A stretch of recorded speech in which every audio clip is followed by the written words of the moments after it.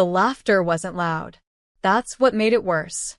It was soft, controlled, meant to be cruel only to me. Girls like her, Adam's father said, swirling his wine with contempt, they don't marry for commitment. They marry for comfort. A few guests let out awkward chuckles. Some looked away. Most pretended to keep eating. My hands were still in my lap, fingers curled so tight I could feel my nails pressing into my skin. I hadn't touched my food. Adam leaned forward with a grin, a smug, practiced smirk, and said, "She went from poverty to pearls in weeks. Not bad, huh?" Laughter again. This time it stuck. I felt it in my teeth, my chest, my bones. Even his mother smiled, as if this was all just light teasing. Something I should take as a joke. As if I was lucky to be sitting there, surrounded by crystal, white linen, and a family that never believed I deserved the seat I was in. My throat burned, not from shame, from restraint, because I could have screamed. I could have thrown the champagne in his father's face, slapped the smirk off Adam's lips, stormed out like a scene in a bad soap opera. But I didn't.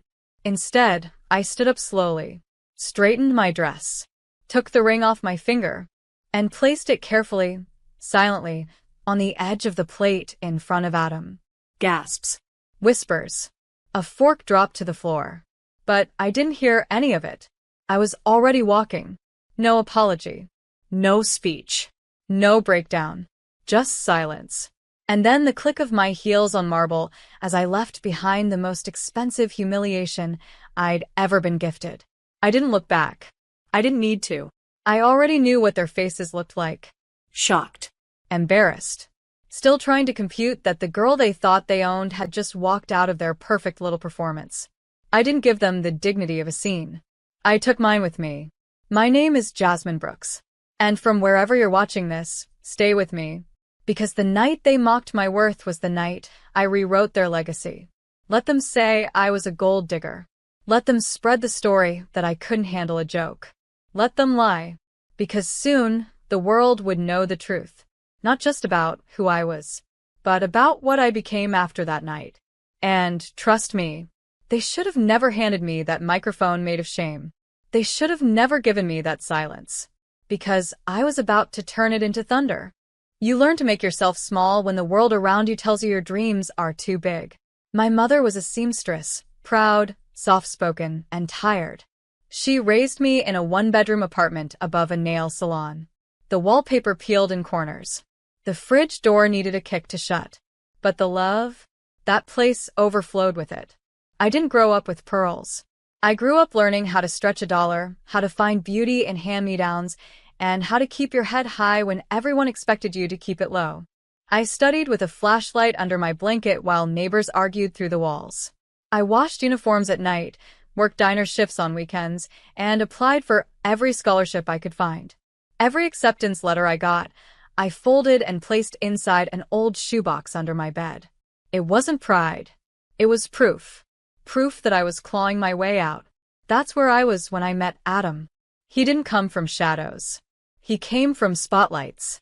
From a world where problems were solved with phone calls, where struggle was just a story they watched in documentaries. We met at a company gala. I was there shadowing the PR team from a fellowship program I nearly didn't get. He was there shaking hands and sipping scotch, a rising star at his father's firm. I knew his type. Glossy, charming, dangerous in the way thunderclouds are, beautiful from a distance, devastating up close. But he noticed me, asked what I was doing there, said I had interesting eyes. I rolled them. He laughed. Something about the way I didn't fall at his feet intrigued him. He pursued me. Hard. Flowers at work. Coffee sent to my co-working space. Dinners at places I couldn't pronounce. He said he admired my drive. That I was refreshing. I let him in slowly, against my better judgment. My mother warned me. Jazz, rich men like that don't love women like us. They collect us. I thought she was being bitter. Turns out she was being wise. Adam was never overtly cruel. He was polished in his condescension.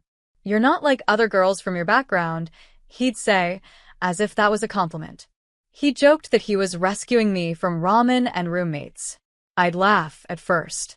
I didn't want to seem sensitive. He was just being playful, right? Until his mother invited me to brunch and brought a bag of her old jewelry, smiling sweetly as she said, "These should help you look the part." Until his father sat across from me during lunch and said, "So, what's the real plan here, Jasmine? Secure the ring, then the assets." I smiled, bit my tongue, paid for my own lunch. I wanted to believe Adam was different. That love could be louder than legacy. That maybe, just maybe, someone from privilege could see beyond the surface. But looking back, I think he loved the idea of me. The struggle made me a good story to tell. He liked how I looked beside him, like proof of his generosity, his open-mindedness. But he never wanted me at the table.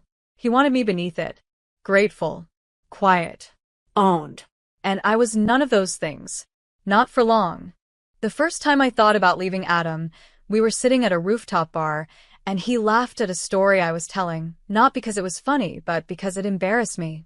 I'd told him how I used to sell handmade bracelets in high school to help with rent. His response? "God, babe, that's so cute." Like a charity case with ambition. He kissed my cheek like it was meant as a compliment. I smiled, but something in me cracked. He always did that, wrapped insults in ribbon. Called me adorable when I was being assertive. Called my goals cute when I dared to dream too loud. But the worst part? I let him. Because when you come from scarcity, sometimes attention feels like love, even when it comes with knives. He gave me gifts, trips, showed me off to friends who whispered things they thought I couldn't hear. She's got that glow-up story energy. She better be worth the brand rub. She's beautiful, in a grounded sort of way. I laughed along, pretended not to notice, told myself love meant compromise. But real love doesn't require you to erase yourself. And Adam was slowly trying to turn me into a portrait he could hang, not a partner he could stand beside. The red flags weren't waving. They were dancing in my face. Like the prenup his father casually slid across the brunch table one Sunday. "We just want to protect family assets," he said, smiling without warmth. You understand, I hadn't even accepted Adam's proposal yet. When I looked at Adam, waiting for him to defend me, he just shrugged. It's standard. Not a big deal. It was always not a big deal when it was about my dignity. When his mother offered to have her stylist give me a class polish before our official engagement photos. When his cousin whispered, "At least she'll raise hardworking kids." When Adam said after I launched my small consulting gig, "Cute. You've got a hobby now." I told myself I was overreacting, that I had to adjust, that love required bending. But every time I bent, something sacred inside me snapped. I miss my old self, the girl who hustled, who dreamed big without asking permission, the woman who didn't wait to be introduced, she arrived. Fierce, focused.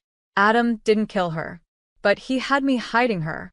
Until one night, I stayed up till 3 a.m. staring at my business analytics. My client base had doubled in the past 2 months. My consulting packages were being shared in elite circles. A woman I'd helped land her first investor emailed me. "You don't just teach us strategy. You remind us we're worth something." And I realized something profound. I'd spent so long trying to fit into Adam's world. I hadn't noticed I was already building one of my own. That's when the plan started. I didn't need revenge. I needed release. I quietly separated my finances, took my name off shared accounts, moved client communications to a private line. And then, just 1 week before the engagement dinner, I got the call. A private equity firm wanted to invest in my company. 7 figures. Up front. And suddenly, I wasn't just the girl who rose from nothing. I was a woman holding everything. And that dinner? That was going to be their final show. And my quietest exit. I didn't want a scene. I wanted strategy. By the time Adam's family booked the venue for the engagement dinner, I had already put the wheels in motion. I opened a second business account in my name only, transferred the full down payment from the private equity deal there, discreetly. No social media announcement, no confetti. Just cold, silent growth. I changed the passwords on my business platforms, Revoked Adam's email access for security. He didn't notice. He never really paid attention to details that didn't benefit him. Instead, he paraded me around like a well-groomed secret, someone to show off at functions but never empower behind the scenes. I let him. Because when you want someone to underestimate you, there's no better disguise than their own arrogance. I started keeping copies of every financial document, invoice, and client agreement in a private drive. Made sure every trace of my worth was no longer tied to his family's approval. Even my wardrobe changed. I stopped wearing the things his mother gifted me, those recycled blazers and handbags that whispered, "Be grateful we included you." I went back to my own style. Bold. Sharp.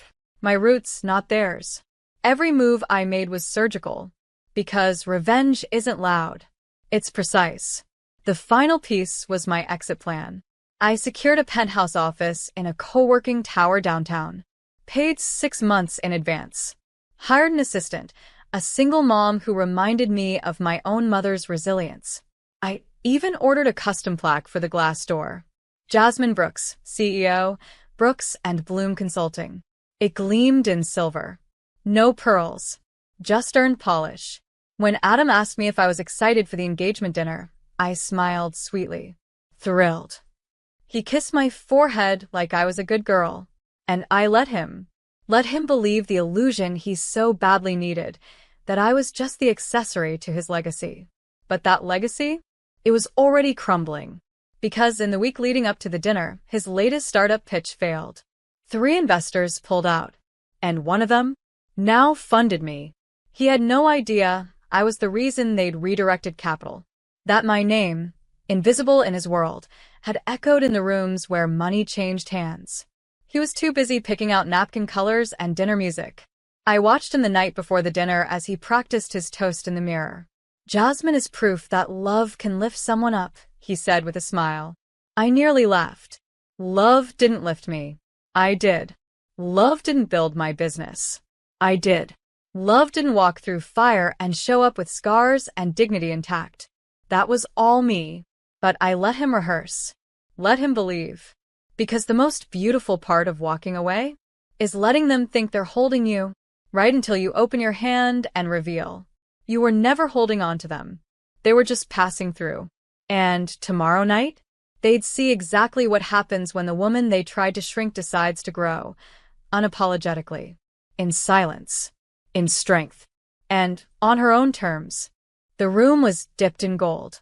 Gold chairs, gold chargers, gold-trimmed name cards. Even the floral centerpieces glinted under chandeliers, like someone had ordered excessive wealth with a side of ego. I walked in alone. No +1. No apology. Wearing a fitted black dress that hugged like a secret and heels that clicked like punctuation. Heads turned. Not because I was overdressed, but because I finally looked like I didn't need anyone's approval.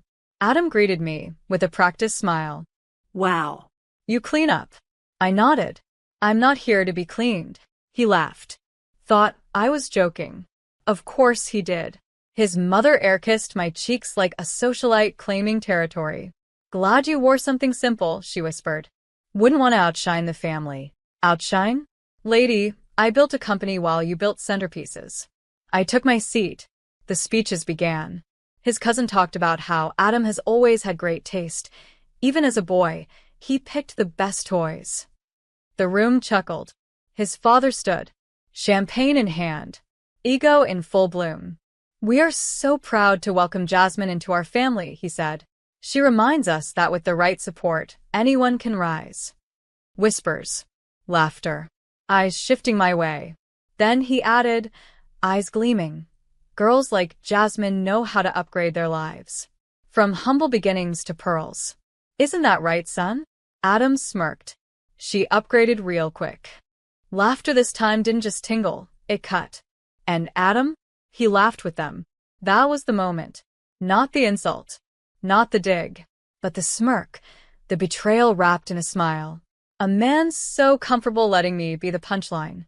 I stood. Quietly. Not rushed. Not emotional. Just done. I slipped the ring off my finger. The same ring his mother once said would look more believable after you tone up your hands. I placed it gently in front of Adam's plate. Gasps circled like perfume. I turned to his father. Thank you for your generosity, I said, evenly. And your clarity. Then I turned to Adam. He looked confused, like he'd lost his place in a script. I was never yours, I said softly. You just mistook my grace for gratitude. I looked around the table. Every smug face. Every empty smile. Every eye that had once looked through me now suddenly frozen. This dinner didn't expose me, I said, lifting my chin. It exposed all of you. Then I walked away. No tears. No raised voice. Just the sound of my heels tapping through their silence. One guest stood to clap. Only one. A woman I didn't recognize. Maybe someone's date. Maybe someone who had been where I was once. But that single clap? It echoed louder than all their laughter. Outside, I took a breath. The city looked the same, but something had shifted. I hadn't just walked out of a dinner. I'd walked out of a narrative. And the girl they mistook for a decoration? She had just become the headline. It started with a text from one of Adam's groomsmen. Yo, what happened last night? Twitter's blowing up. I hadn't posted a word. I didn't need to. Someone at the dinner had recorded the moment. The father's speech, Adam's smirk, my ring landing on the plate like a mic drop in gold. By morning, the video had over 400,000 views. By lunch, it had a hashtag. Hashtag, she did not come to beg. People weren't just watching. They were feeling it. Women from around the world posted their own stories of walking out of rooms that try to shrink them. The comment sections exploded with quotes from my quiet takedown. You mistook my grace for gratitude. This dinner didn't expose me. It exposed all of you. And Adam? He tried to fight the current. He posted a selfie that morning with a caption. Sometimes people can't handle real love. The comments? Brutal. Real love doesn't laugh when you're being insulted. She was too good for you, and you proved it. Bro, just sit this one out. His startup, the one he was courting investors for, lost 3 key backers in 24 hours. Not because of what happened, but because who I was finally came to light. Someone leaked my company's pitch deck. Then an article dropped. Jasmine Brooks, the tech strategist they called a gold digger. They told the real story. My story. The one Adam never asked about. My rise. My business. My plans to fund female-led startups in underserved communities. My 7-figure valuation. Suddenly, I wasn't Adam's ex. I was Jasmine Brooks' CEO. Survivor. Architect of my own success. His world unraveled. I heard from friends of friends that he went into damage control mode. Jazz overreacted, he said in one interview. It was just a joke. But the internet didn't forget. And neither did I. Meanwhile, Adam's father went silent. No statements. No apologies. Just a sudden cancellation of his speaking gig at a business summit the next week. Turns out, insulting women trying to escape poverty isn't great for public image. I didn't reach out. Didn't answer calls. Didn't open emails. Just watched as the pedestal they placed themselves on cracked beneath the weight of their own arrogance. I didn't need to destroy them. They did that just fine without me. And me? I kept building. I got invited to speak at a women's finance summit. All expenses paid. Topic? Walking out with wealth, when silence is louder than revenge. The irony? The keynote was supposed to be Adam's father. They replaced him with me. That's when it hit me. This wasn't about revenge anymore. It was about correction. They taught me I wasn't enough unless I was quiet, small, grateful. But now? I was loud in all the right ways. Visible in rooms they couldn't control. And I wasn't done. Not by a long shot. Because once a woman sees her worth, she never forgets it again. And neither do the men who tried to laugh it away. There's something deeply powerful about being underestimated. They saw me as decoration, a girl upgraded from grit to gloss. They didn't see the spreadsheets behind my smile, the silent hustle, the nights I bled into code while they slept on silk pillows. But now, the curtain had lifted, And what they dismissed as cute ambition had turned into capital, headlines, and movement. The day my Forbes feature dropped, I was in sweats, sipping instant coffee, hair in a pineapple bun. The headline? She was called a gold digger at her own engagement dinner. Now she funds futures. They used a photo from the Women's Summit, me standing at the podium, hand midair, fire in my eyes. The article didn't focus on Adam, not even his father. It focused on the women I was hiring, the programs I launched, the fact that I'd taken every insult, every smirk, every "you're lucky to be here," and turned it into a consulting empire helping marginalized founders secure capital, confidence, and control. They wrote, Jasmine Brooks didn't walk out. She walked up, and she's not waiting for anyone to catch up. And just like that, I wasn't viral noise. I was a force. I launched a scholarship fund in my mother's name, the Myra Brooks Initiative for First-Generation Women in Tech. Applications poured in. I gave a TEDx talk called Silence Isn't Weakness, It's Strategy. I signed a book deal. The working title? Pearls Were Never the Goal. The irony? 2 of Adam's former investors reached out to me. One said, "We backed the wrong person. You were the brain the whole time." I didn't gloat. I just replied, "You finally read the fine print." Then came the email I didn't expect. From Adam. Jazz. I know I messed up. I was stupid. I see it now. Can we talk? I stared at the screen for a long time. There was a time I would have replied instantly. Maybe even apologized. But now? There was nothing left to say. He'd already said enough that night. And I'd already answered, with my heels, my silence, and the empire I built without needing his name. I archived the message. Not to ignore it. To preserve it as proof. Proof that the girl who once sold bracelets to help her mom now wore her own name like a crown. Later that month, a journalist asked me during an interview, "What would you say to the women who are still sitting at those tables, swallowing insults in silence?" I thought about that for a moment, then said, "You don't owe anyone your silence to be seen. Walk out if you must. But don't just walk away, walk towards something greater." The clip went viral. Again. Because truth always echoes louder than shame. And I had finally learned I was never meant to belong at their table. I was meant to build my own. Longer, louder, wiser, with no room for mockery, only momentum. It arrived in a cream envelope, thick paper, handwritten, no return address. Inside, a single note. "Jasmine, I watched your TEDx talk. You've become more than I ever imagined. Maybe I didn't know how to support someone like you. Maybe I was scared. Either way, I'm sorry. Adam." I read it once, then again, and then I folded it gently and placed it in the bottom drawer of my desk. Not to save it, to bury it. Because closure doesn't come wrapped in apologies from men who clapped while your spirit was cracked open on fine china. It comes when you look at the woman in the mirror and no longer see the girl who needed them to see her. Closure is when you no longer need to explain why you left the table. It's knowing you built your own and filled it with voices that never made you beg for your place. The final shift came when I received a call from a national leadership summit.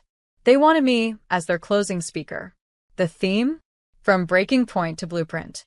I said yes, not because I needed to speak, but because someone out there still hadn't found the words to walk away.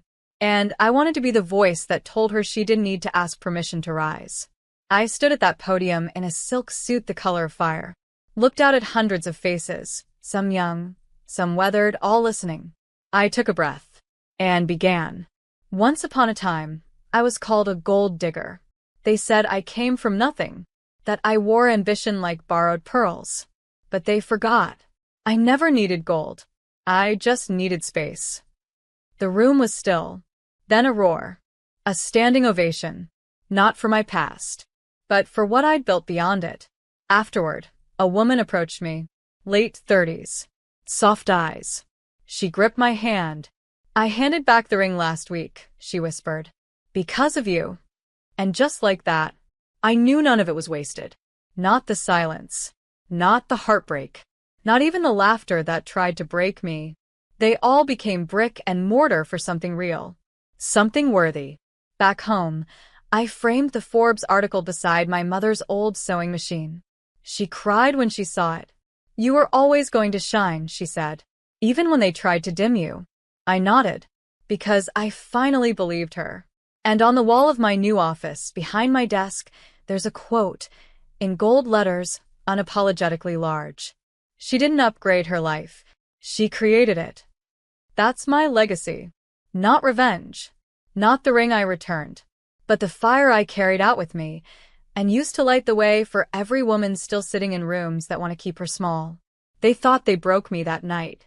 But what they really did was show me who I wasn't. So I could finally remember who I am.